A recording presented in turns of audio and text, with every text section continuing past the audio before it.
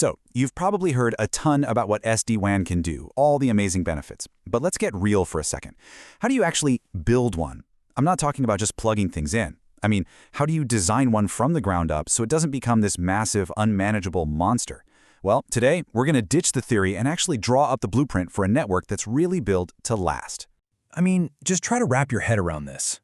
Imagine you're the person responsible for the network at a huge company.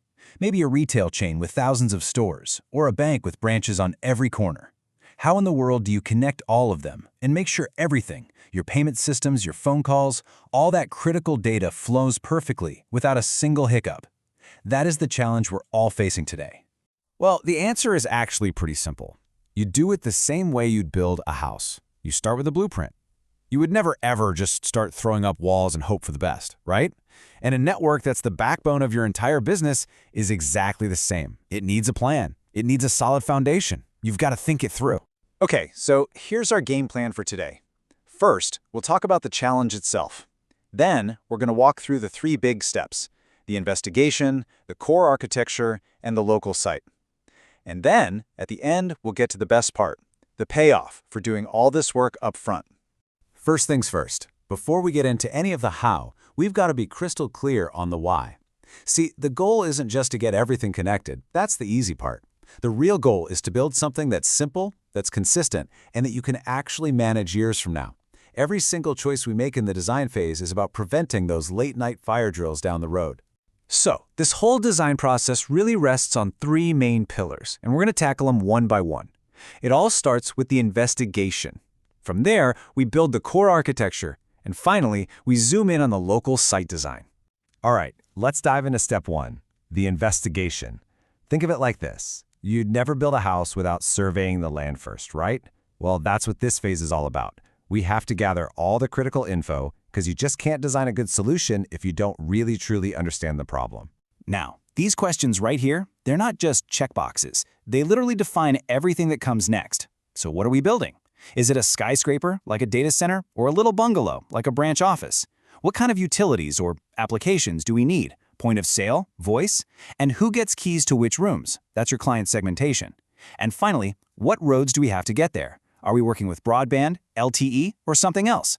So once we've done all our homework, we can finally move on to the core architecture.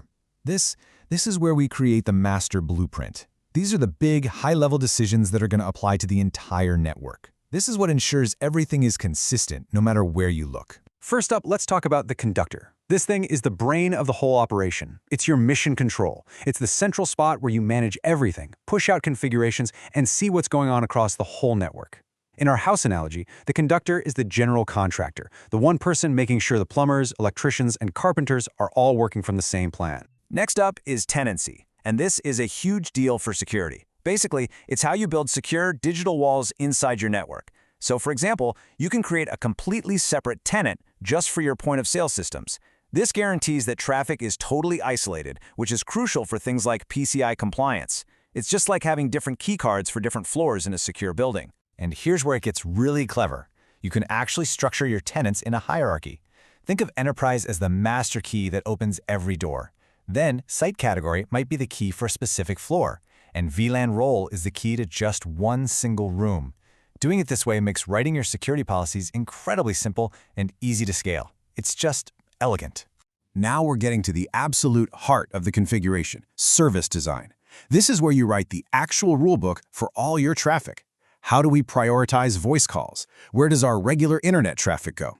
This is the super detailed plumbing and electrical plan for your house. It dictates exactly where everything flows and why. It's critical. All right, so we've got our master blueprint. Now it's time for step 3, designing the local site. This is where we take that big, overarching plan and we start customizing it for the specific needs of all our different locations. Because, one size definitely does not fit all. I know. This sounds completely obvious, right? But it's such a critical design point. A massive data center that serves thousands of branches has totally different needs than a tiny retail store, and your design has to reflect that. You wouldn't use the same floor plan for the building's boiler room as you would for a guest bedroom, right? Same idea. And here is a perfect real-world example: high availability. Basically, planning for when things break. For a data center, where even a minute of downtime could be a catastrophe, you absolutely need a redundant design with backup hardware. Yeah, it costs more upfront, but it's your insurance policy. For a small branch office, though, a simpler, non-redundant design might be an acceptable trade-off between cost and risk. So, we've designed our core, we've planned our local sites, we've done all this work. So what's the big payoff? Why does this all matter? Well, this is where a great blueprint really truly proves its worth, in the long run. You know, the source material we used for this explainer says it perfectly. It all comes down to this. The ultimate goal is to design a simple and consistent network, because that approach will pay dividends. And what does that really mean?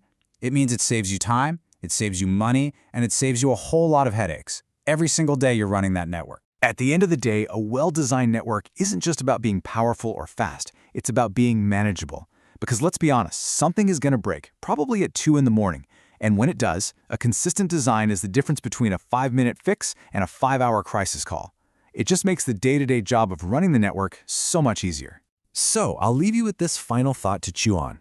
Think about your own network. Was it built on a clear blueprint, designed from the start for simplicity and consistency, or did it kind of just grow over time?